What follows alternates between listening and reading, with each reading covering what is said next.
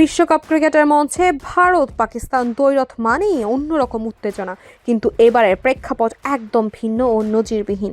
15 ফেব্রুয়ারি কলম্বোতে ভারতের বিপক্ষে high voltage ম্যাচটি বয়কটের ঘোষণা দিয়েছে পাকিস্তান। এই সাহসী ও বিতর্কিত সিদ্ধান্তের নেপথ্যে থাকা মূল কারণগুলো এবার স্পষ্ট করলেন পাকিস্তানের প্রধানমন্ত্রী শেহবাজ শরীফ। প্রধানমন্ত্রী শেহবাজ শরীফ সাফ জানিয়েছেন, ক্রীড়াঙ্গনে রাজনীতির কোনো স্থান থাকা উচিত নয়। পাকিস্তান সরকার ও ক্রিকেট বোর্ড অত্যন্ত সচেতনভাবে ম্যাচ বয়কটের এই চূড়ান্ত সিদ্ধান্ত নিয়েছে।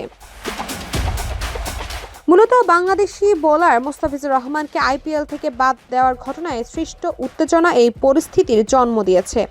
বাংলাদেশে এই ঘটনার প্রতিবাদে ভারতের অনুষ্ঠিতব্য বিশ্বকাপ বাতিলের সিদ্ধান্ত নিলে পাকিস্তান সংহতি প্রকাশ করে তাদের পাশে দাঁড়ানোর ঘোষণা দেয়। শেহবাজ শরীফের মতে, আইসিসি বাংলাদেশের জায়গায় স্কটল্যান্ডকে সুযোগ দিয়ে চরম দ্বিচারিতার পরিচয় দিয়েছে। পাকিস্তান মনে করে বিশ্ব ক্রিকেটের নিয়ন্ত্রক সংস্থা এমন অবস্থান কোনোভাবেই গ্রহণযোগ্য নয়। বন্ধু প্রতিম দেশ বাংলাদেশের প্রতি অন্যায়ের প্রতিবাদ হিসেবে পাকিস্তান এই কঠিন পথ বেছে নিয়েছে।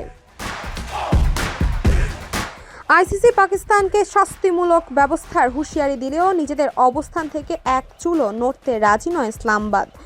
এক যুগ ধরে দুই দেশে দ্বিপাক্ষিক সিরিজ বন্ধ থাকলে আইসিসি ও এসিসি টুর্নামেন্ট তারা নিয়মিত মুখোমুখি হতো। তবে এবারের রাজনৈতিক ও ক্রিকেটীয় অস্থিরতা চিরপ্রতিদ্বন্দ্বী এই দুই দেশের লড়াইকে বড় অনিশ্চয়তার মুখে ঠেলে দিয়েছে। প্রধানমন্ত্রীর মতে, খেলার মাঠের রাজনৈতিক প্রভাব বন্ধ করতে এই বয়কট ছিল সময়ের দাবি ও অত্যন্ত উপযুক্ত একটি সিদ্ধান্ত।